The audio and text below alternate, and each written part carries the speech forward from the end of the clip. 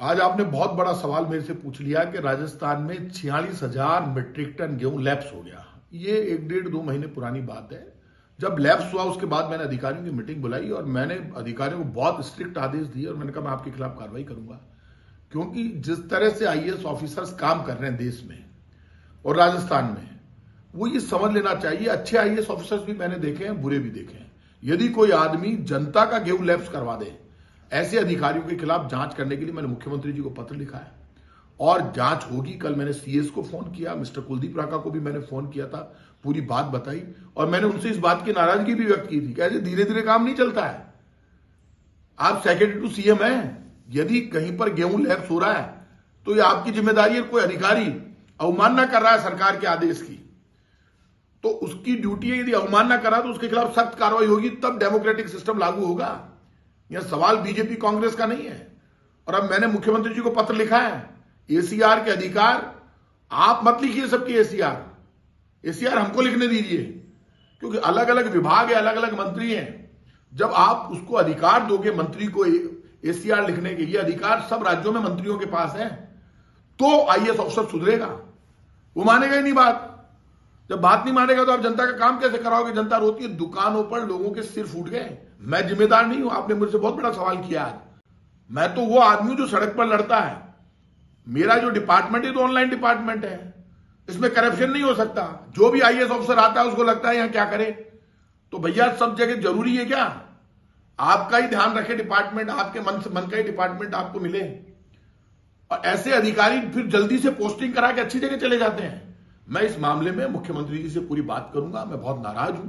46,000 metric ton गेहूं lapse होना, सरकार के बार बार आदेश जाना। मैंने कई जगह पर जहां गड़बड़ हुई, कहीं पर भी तो उनकी कमेटियां बनाकर भेजी, वो आदेश मेरे पास नहीं आए। फिर आप अचानक भाग के दूसरी जगह आपने ज्वाइन कर लिया कि भाई मुझे तो अब अक्षय ऊर्जा निगम मिल गया, मैं तो बहुत बड़ा आदमी बन गया। ऐसे नहीं होगा। इस मामले में मैं नहीं छोड़ूंगा। जिन लोगों ने 46,000 मीट्रिक टन गेहूं लैप्स किया है और जो जिम्मेदार अधिकारी है उनके खिलाफ, सबके खिलाफ कार्रवाई होगी। और मैं एसीडी से भी कहूंगा और मुख्यमंत्री जी से भी बात करूंगा। कल मैंने चीफ सेक्रेटरी उषा शर्मा जी को भी फोन किया था। तो ये नहीं है, सबसे बड़ा तो वही है जो जनता में एमएलए एमपी बनकर आता है, जनता देवदूत बनाकर भेजती है उसको अपना। कोई कांग्रेस से जीतता है, कोई बीजेपी से जीतता है, वो कमजोरी की बात करते हुए अच्छा नहीं लगता।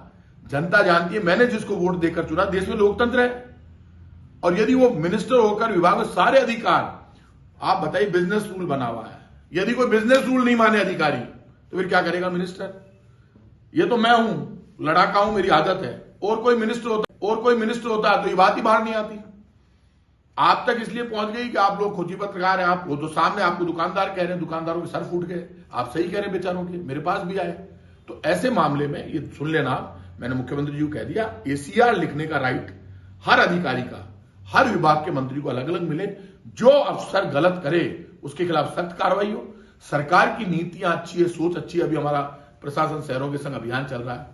राजस्थान में दवाई फ्री मिल रही है, चिरंजीवी योजना आ गई है, 1 करोड़ लोगों को हम पेंशन दे रहे हैं। पूरी पहला एक मॉडल स्टेट है राजस्थान, जहां पर हमारी सरकार सबको 1 करोड़ 1.5 करोड़ रुपए तक का इलाज फ्री है। तो ये योजनाएं तब लागू होगी जब अधिकारी कंट्रोल में होंगे। अधिकारी कभी भी मुख्यमंत्री, प्राइम मिनिस्टर, एमएलए इनसे बड़े नहीं है।